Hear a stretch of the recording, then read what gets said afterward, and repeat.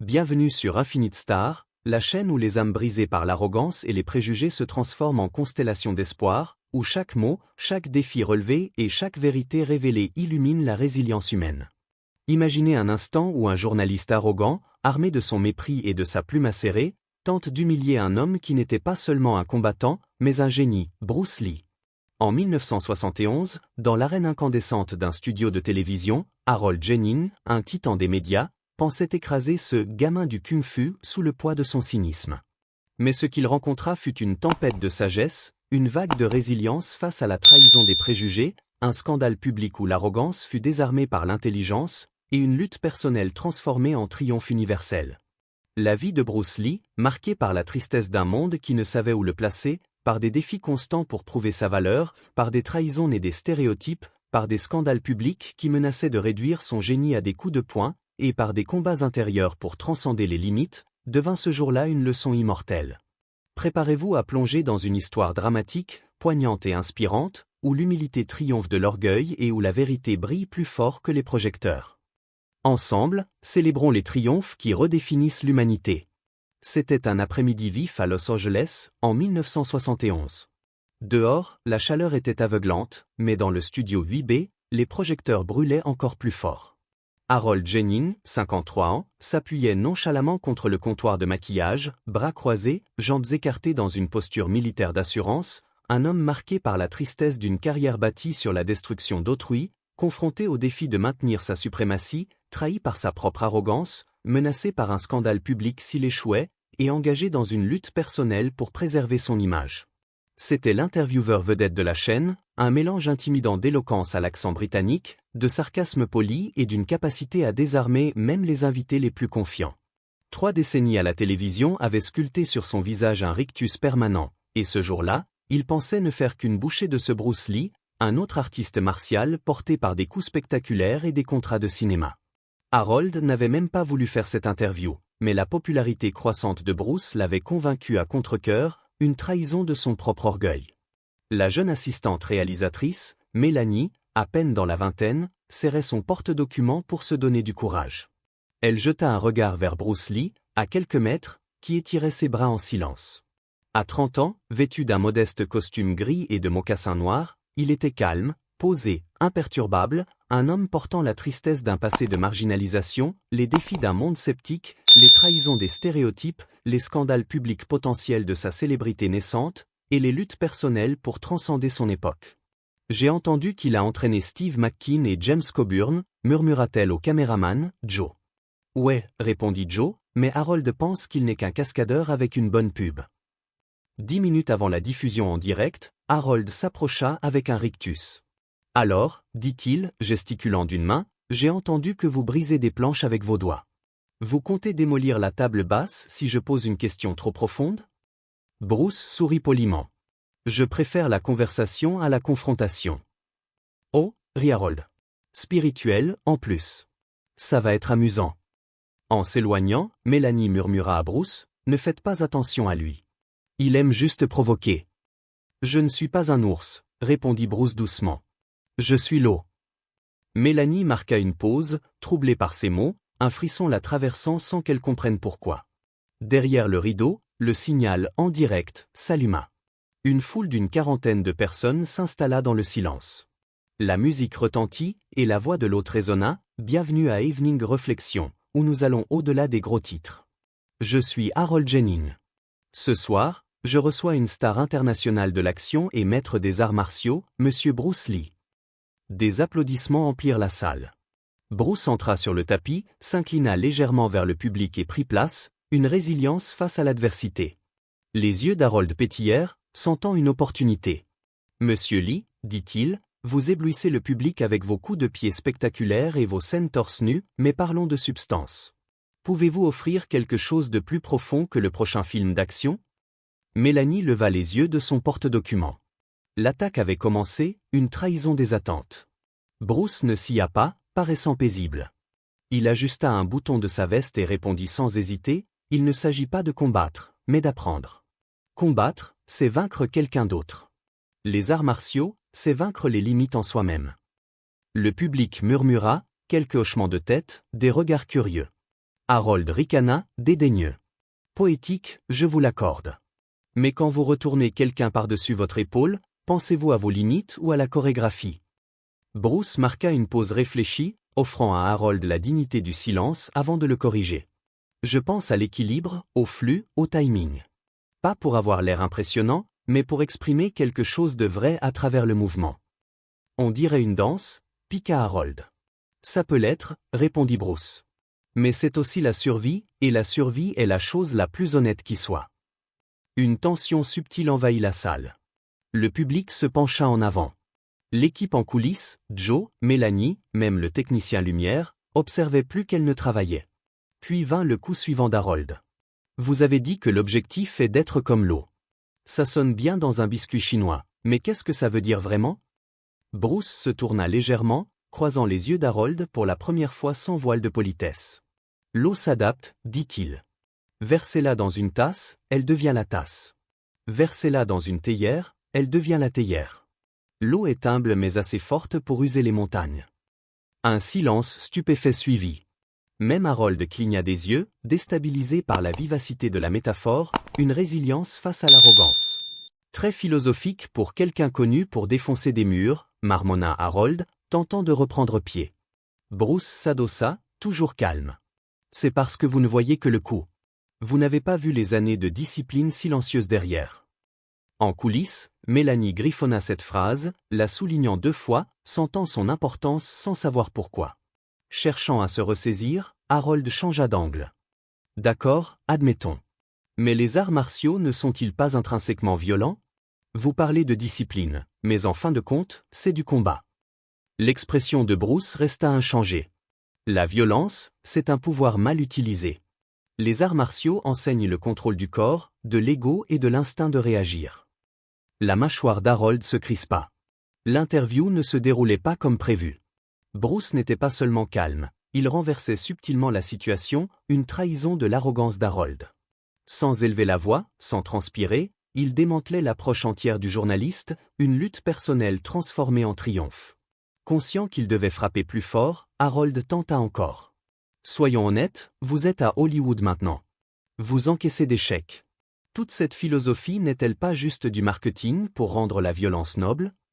Le sourire de Bruce revint, mais plus aiguisé. Si je voulais vendre de la violence, je ne citerais pas la Aussie. Je vendrais des gants. Des rires éclatèrent dans le public, un scandale public où l'arrogance était désarmée. Pour la première fois, Harold parut déstabilisé. Le segment passa au 2e bloc, et Harold, légèrement rougi sous la chaleur des projecteurs, décida de changer de tactique. Élevons le niveau, dit-il avec un enthousiasme fin, feuilletant un paquet de fiches bleues. Vous êtes connu pour vos proverbes orientaux, mais je suis curieux. Avez-vous déjà abordé la philosophie occidentale? Sans attendre de réponse, il lança « Parlons de Descartes. Connaissez-vous cogito, ergo sum » Bruce hocha la tête. Je pense, donc je suis. Harold haussa un sourcil, surpris. Intéressant. Et Kant? Il a dit que les Lumières sont la sortie de l'homme de son immaturité autoproclamée. Bruce répondit calmement, mais la connaissance seule ne suffit pas. Ce qui est dangereux, c'est quand l'intellect devient arrogance, quand quelqu'un sait juste assez pour croire qu'il a compris le monde. C'était une riposte douce mais élégante, sans colère ni insulte. Tout le monde dans la salle, équipe, producteur, public, sentit la puissance des mots de Bruce, même Harold, une résilience face à l'orgueil. Mais l'orgueil d'Harold ne lâchait pas. Donc, vous lisez Kant et Descartes entre 2 leçons de nunchaku, dit-il, riant avec dédain. Bruce rit légèrement. J'ai aussi étudié la psychologie à l'université de Washington. J'ai passé des heures en bibliothèque. J'avais un carnet où je notais mes pensées pendant l'entraînement. Cela surprit même Mélanie en coulisses. Elle avait préparé les fiches, mais n'avait pas vu grand-chose sur le passé académique de Bruce, une trahison des apparences. Harold tenta de reprendre le rythme. Et la science? La physique? C'est un langage que la plupart des acteurs évitent. La réponse de Bruce fut immédiate. Newton a dit qu'un objet en mouvement reste en mouvement. C'est chaque coup que je porte. Mais il a aussi dit que chaque action a une réaction égale et opposée. C'est pourquoi j'entraîne non seulement mon corps, mais mon esprit à répondre plutôt qu'à réagir. Une autre pause. Puis Bruce se pencha légèrement, croisant les yeux d'Harold. Je ne sépare pas le corps et l'esprit comme certains le font. Les arts martiaux sont la science du corps, et la philosophie est le langage de l'esprit. Je traduis simplement entre les deux. Le silence qui suivit n'était pas gênant, il était révérencieux, un triomphe de la vérité sur l'arrogance. Harold remua sur son siège. Ses questions s'étaient transformées en combustible, et les réponses de Bruce allumaient un feu dans la salle, sans agressivité, juste une intelligence calme qui coupait plus fort qu'une lame, une résilience face à la pression.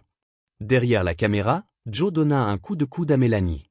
Ce n'est pas juste une interview. C'est une leçon sur la gestion de la pression et de l'agressivité, ajouta-t-il avec un clin d'œil. Mélanie hocha la tête, griffonnant une autre citation. Bruce parlait désormais non seulement en tant qu'artiste martial, mais en tant qu'homme ayant affronté la discrimination, le rejet et l'échec, des trahisons qui forgèrent sa force. Je suis né à San Francisco, dit-il. J'ai grandi à Hong Kong. Puis je suis revenu dans un pays qui ne savait pas quoi faire de quelqu'un comme moi. Harold leva les yeux, figé une fraction de seconde par la mention de la race. Je n'étais pas assez blanc pour être le héros, continua Bruce, ni assez étranger pour être le méchant. J'ai vécu entre deux mondes, alors j'ai tracé mon propre chemin. La salle était immobile. Bruce parlait doucement, sans amertume, mais avec vérité. J'ai commencé à enseigner les arts martiaux à des gens de tous horizons, noirs, blancs, asiatiques, latinos, parce que le corps ignore la couleur, seulement le rythme, la douleur, la croissance. Harold se redressa. Il n'y avait rien à contredire, aucun angle à tordre.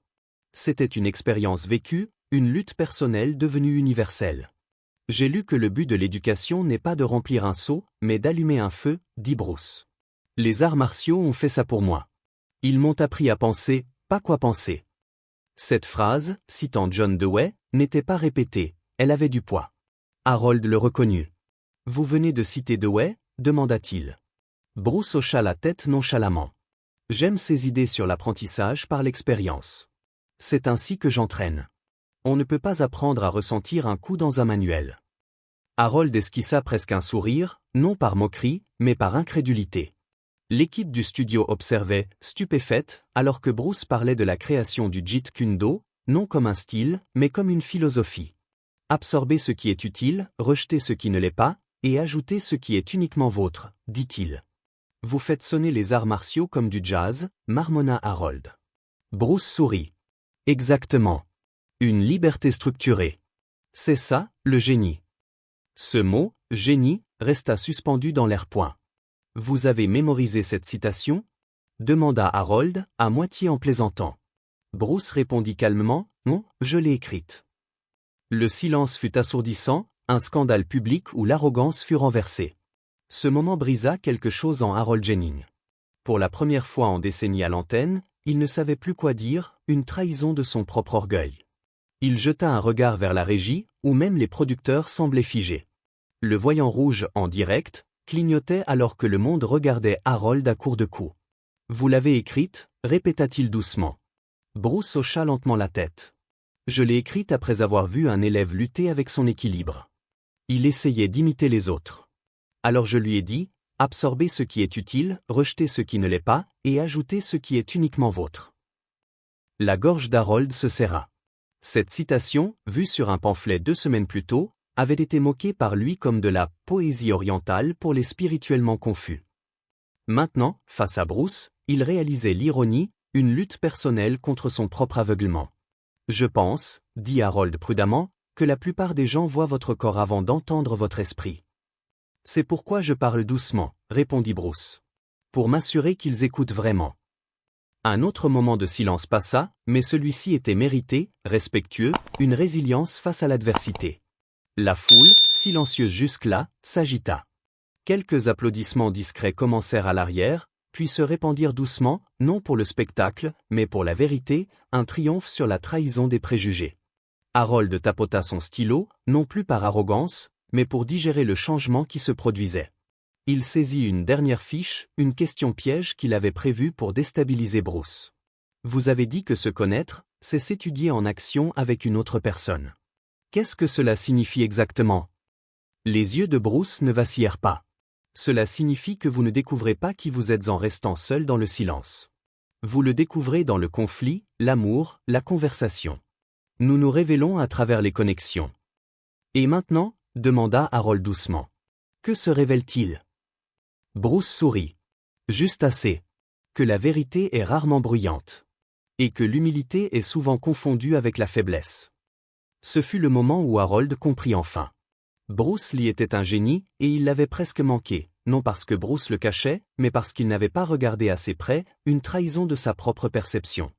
L'interview se termina sans crescendo bruyant ni musique dramatique, mais avec une révérence. Bruce se leva, s'inclina légèrement vers Harold et le public. Harold, brisant ses normes habituelles d'ego, se leva aussi et s'inclina en retour. Ce n'était pas prévu, mais c'était sincère. Le voyant rouge s'éteignit, et le moment s'acheva, mais personne dans la salle n'était tout à fait le même, une résilience transformée en inspiration. Bruce récupéra discrètement sa veste à l'arrière du plateau tandis que Mélanie s'approchait, serrant son carnet griffonné. « Je n'ai jamais, je veux dire, bégaya-t-elle. « Merci. C'était quelque chose d'autre. » Bruce sourit. « Pas besoin de me remercier. » Harold resta près du bureau, tenant la dernière fiche, désormais puérile, inutile. Il la plia en deux et la posa sur la table. En coulisses, il rattrapa Bruce juste avant son départ. « Monsieur Lee, dit-il, sa voix dénuée de son tranchant habituel. Puis-je dire quelque chose? » Bruce se tourna. « Je suis venu aujourd'hui prêt à démolir un mythe, admit Harold. Mais vous n'en avez pas construit un. Vous avez bâti un pont entre la force et la pensée, entre l'Est et l'Ouest, entre l'homme et l'esprit. » Bruce n'offrit ni suffisance ni triomphe, juste un sourire doux. « Alors, j'ai fait mon travail. »« Je vous ai sous-estimé, » ajouta Harold. « J'y suis habitué, » répondit Bruce sans amertume. « Mais maintenant, vous n'avez plus à le faire. » Ils se serrèrent la main, un moment de connexion au-delà des scandales publics. Cette nuit-là, Harold fit quelque chose qu'il n'avait pas fait depuis plus d'une décennie. Il réécrivit sa chronique 3 fois. Le titre original était « L'homme musclé d'Hollywood parle de philosophie ». Plus ou moins. Il le changea pour « Un journaliste arrogant tente d'humilier Bruce Lee ». Il n'avait aucune idée qu'il était un génie. L'article fut publié dans des dizaines de journaux. Les lettres affluèrent, enseignants, professeurs, artistes martiaux, étudiants, des gens qui n'avaient jamais vu les films de Bruce mais achetaient désormais ses livres, citaient ses phrases, partageaient des extraits de l'interview. Quelques mois plus tard, Bruce décéda tragiquement, jeune, brillant, bien en avance sur son temps, une tristesse infinie. Mais les échos de cette interview continuèrent à résonner dans les salles de classe, les dojos et les chœurs à travers le monde, une résilience immortelle.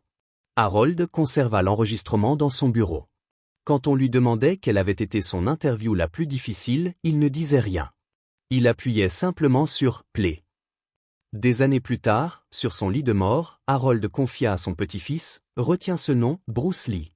Il m'a appris plus en 1 heure que la plupart des hommes en une vie. » Et quelque part, dans cet espace entre mouvement et immobilité, entre intellect et instinct, la voix de Bruce murmurait doucement « Sois l'eau, mon ami. » Avez-vous déjà vu l'arrogance se retourner aussi spectaculairement? Qu'auriez-vous fait à la place de Bruce? Partagez vos pensées dans les commentaires. Merci d'avoir regardé Infinite Star. Rejoignez-nous pour d'autres histoires révélatrices.